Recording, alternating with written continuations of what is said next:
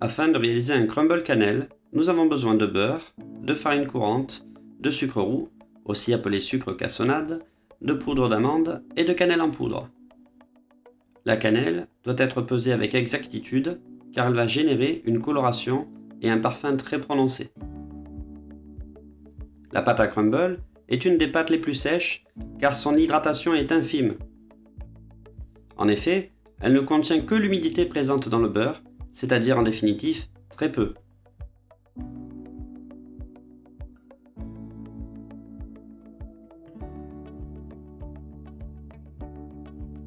Le secret du crumble réside dans un sablage prolongé de tous les ingrédients ensemble jusqu'à l'obtention d'un sable grossier.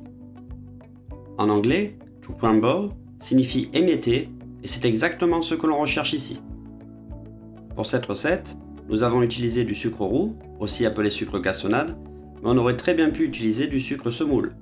L'avantage de la cassonade est qu'elle développe une granulométrie plus importante et va donc apporter une certaine mâche intéressante au crumble. Pour mes mots, le sucre est issu de deux plantes dites saccarifères, la canne à sucre et la betterave sucrière.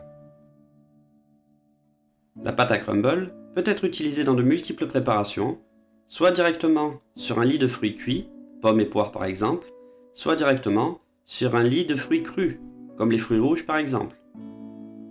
Attention toutefois aux fruits crus qui vont relâcher beaucoup d'eau à la cuisson et qui peuvent générer un crumble beaucoup plus mou. Le crumble peut être également cuit seul, directement sur plaque, et on le conservera après refroidissement dans une boîte hermétique ou en sac sous vide.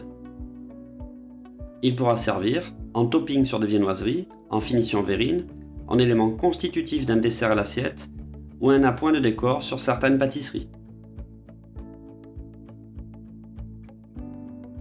On peut donc observer la formation d'un sable grossier, non homogène, et c'est exactement ce que l'on recherche. Des morceaux de différentes tailles afin d'apporter de la mâche et de la texture.